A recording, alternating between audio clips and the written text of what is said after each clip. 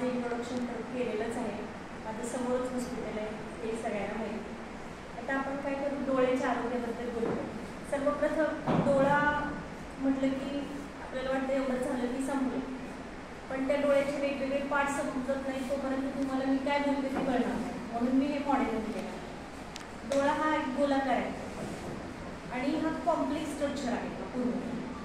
याच्यामध्ये प्रत्येक भाग हा वेगवेगळा बनून हा डोळा तयार झालेला आहे. आपण फार डीपमध्ये न जाता जे आपले रूढीत आजार आहेत त्याचे उपचार आणि त्याची काळजी काय घ्यायची याच्याबद्दल बोलूया.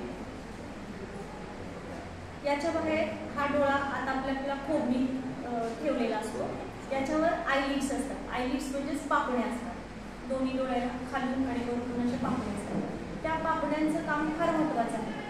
सर्वप्रथम आपल्याला येणारा वारा, धूळ ह्या पापण्यांद्वारेच आपण पटकन डोळा बंद करतो. त्यामुळे आपल्या आत डोळ्यात काही जात नाही. त्यामुळे पापण्यांचं सगळ्यात महत्त्वाचं काम असतं की प्रोटेक्शन करणं. तरी पापण्या दिसल्या आपल्याला तर पापण्यांच्या बाजूला कडेला असे छोटे छोटे ग्रंथी असतात. त्या ग्रंथी म्हणजे वेगवेगळे ग्रंथी असतात. त्याचं काम काय असतं तर ऑइल तयार करणं. आपला डोळा एवढा ओलसर राहतो, दुबळीकट राहतो कारण ह्या डोळ्यामध्ये टियर फिल्म असते जी लॅक्रिमल ग्लँड डोळ्याच्या इथे असते बाहेर खोकली. ती लॅक्रिमल ग्लँड पाणी तयार करते आणि ते पाणी तयार केलेले ते आयलिड असं सारखं पसरवत असते. जसं वायपर काचेला पसरतो त्या पद्धतीने ते पसरवत असते. मग दोन्ही डोळ्याला पापण्याच्या बाजूला दोन छोटी छोटी छिद्र असतात. आपण कधी तर बघितलं तर लक्षात. ते छिद्र म्हणजे कोणते असतात जे पाणी ड्रेन करायचं काम करतात. तर एवढं का सांगते तर त्याच्यानुसार ते आजारासाठी थोडंफार त्याच्याबद्दल. समजा तुम्ही डोळे व्यवस्थित रोज स्वच्छ नाही धुतले, कधी गरज आपण धुतली, त्यापेक्षा रोज सकाळ संध्याकाळ कमीत कमी 2 वेळेस तरी डोळा चेहरा आपला स्वच्छ पाण्याने धुवायला पाहिजे. जसं आपल्या डोक्यात कोंडा होतो तसं बरेच लोक हायजीन मेंटेन नाही केले ना तर तिथे पापण्यांवर पण कोंडा होतो. त्याला कुबऱ्या म्हणतो आपण बऱ्यापैकी.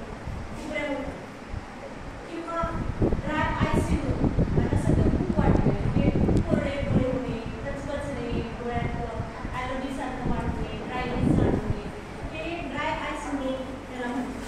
हे का होतं तर तुमचं जे फेब्रुलिन ग्लँड म्हणतं ते डोळ्याच्या त्या ग्रंथीचं काम कमी झालं की मग तिथे ऑइलपणा कमी वाढतो आणि म्युकस जे द्रव असते ते वाढायला लागतं. पाणी आपल्या 3 गोष्टींनी बनलेलं असतं. त्याच्यामध्ये तेल असतं, पाणी असतं आणि म्युकस असतं. ह्या तिन्हीमुळे आपला डोळा नेहमी सॉफ्ट, लुब्रिकंट आणि चांगला राहतो.